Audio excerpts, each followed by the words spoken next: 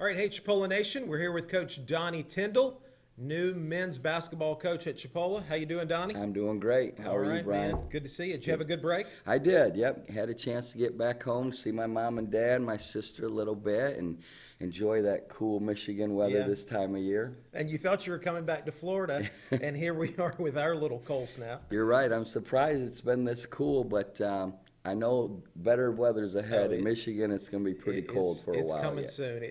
It's never cold after about March here, so it'll be really nice. Looking forward to it for sure. So, Coach, you sent your players home for a few weeks. Did most of them come back? They did. Everybody came back. Okay.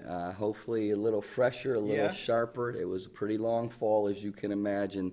These guys are used to playing games early November, whether it was high school, prep school, or some junior college transfers. So it's been a pretty long grind, Brian. But I think they came back rejuvenated, excited, knowing that official games were only a few weeks away, and here we sit a week from our first game. That's it's an great. exciting time right now. So January 20th is when we suit up and play in the Milt for the first time. Who we playing, Donnie? We are playing, boy, it's all running together here, but we're playing State College of Florida. Okay. And then we go to West Palm Beach or Palm Beach State, and then come back for a couple more games. Santa Fe is one of those games who has a really nice club this year from what I've heard.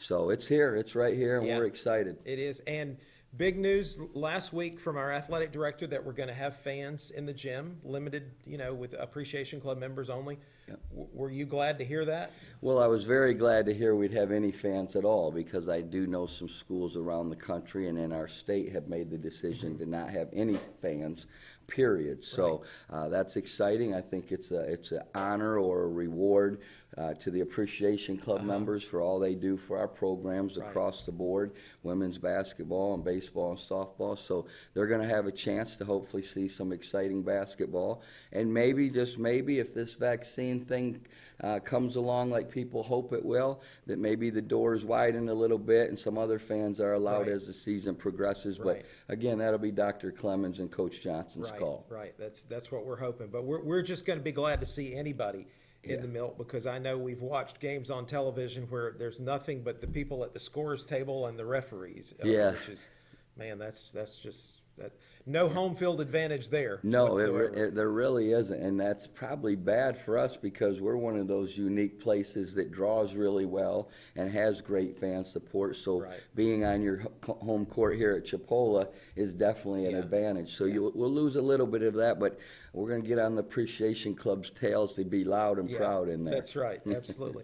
Well, Coach, your players were off for probably a little longer than usual, and they came back, and I guess everybody did okay in school. And how are we looking injury-wise? Well, I want to brag on our guys for a second in the classroom. All right. We have some walk-ons, but we had every player on our team, with the exception of 3 guys, make a 3.0 or better, my goodness, which that's was awesome. really, I'm proud of that. You talk all the time about it being about more than just basketball, and it truly is with the way we do things and the way I've always done things.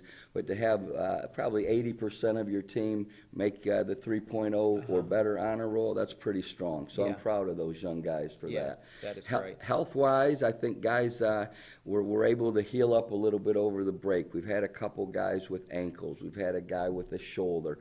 We've had a guy with some plantar fasciitis, however you say that. Fasciitis, There we go. So, but they're healing up, and everyone, like I mentioned, has come back and seem to be rejuvenated. Their bodies seem to be healed up, and we've been pretty tough on them the first 2 weeks just to get that conditioning back where it needs to be. But I do think guys are fresh and ready to go. That's great. And Coach, we start on the 20th, and we play. How many games do we play in just a few days there? We'll play 6 games in our first 11 days, man. I thought, I left pro basketball thinking we'd have some chance to practice, because in the NBA you never get to practice, and practice is my favorite part of the whole deal. So we're right back to an NBA schedule, 6 games in 11 days. So you're going to have to do a lot of teaching in the film room, and it's going to be walkthroughs and game prep, and then you're playing again. So that's going to be a little challenging for a young club, but again, I think we're looking forward to it. And I was just talking with Coach G. The Panhandle Conference is a gauntlet. You play at least 2 games a week, and you don't have very many days to recover. But if you're lucky enough to make it to the state tournament and the national tournament, sometimes you can play 4 games in 4 or 5 days. So you've got to be conditioned and you got to be ready for just next game. Yeah, and I think just as you mentioned, with those quick turnarounds, it's good early in the season or mid-year, whenever it happens to be, to help prepare your team. Now look, we play again tomorrow. We don't have time to get to the floor. We've got to get this film session to the floor tomorrow. And it helps your guys grow a little bit mentally, and I think those experiences early in the season can certainly pay dividends if we're fortunate enough to get to the state and national tournaments. Yes. Okay, great. Coach, I don't want you to single anybody out, but I know everybody's so excited about the product that you're going to put on the floor, but tell us one player that you're really looking forward to seeing what he can do this fall. Well, I'm going to go with 2. Okay. I'm going to go with 2 guys. Lance Irving is a guy that when he came in our first week of preseason was probably about 18 to 20 pounds overweight. It was really hard for these young guys to find a gym and stay in shape with COVID and everything else.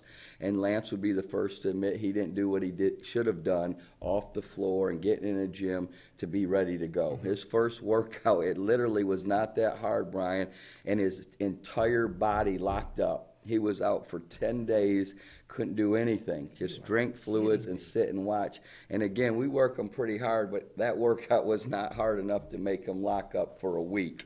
So with that being said, he's lost about 15, 16 pounds. His body is completely changed. He's a returning guy from a year ago, so he knows what this league is about.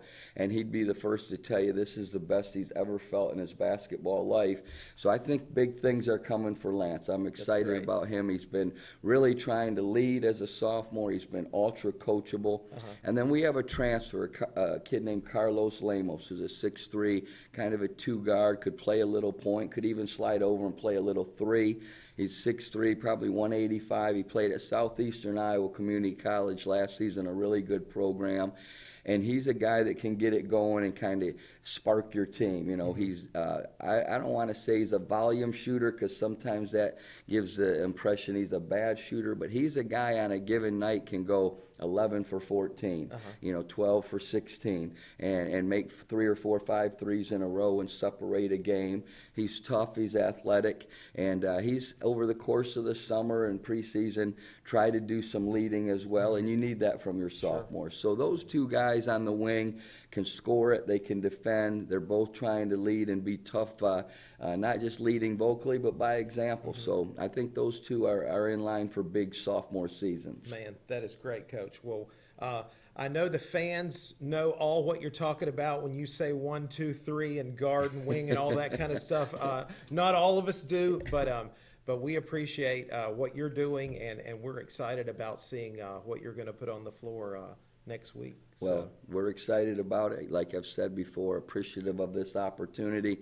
We encourage all our Appreciation Club members to come out and watch us play, and hopefully to the rest of our fans out there in due time, maybe the doors will be open to you as well, but you'll be able to watch our games on stream and maybe even live from what I've heard, right Brian? Absolutely. Yeah. So it's all exciting times. Okay. Thanks, Coach. Thank you.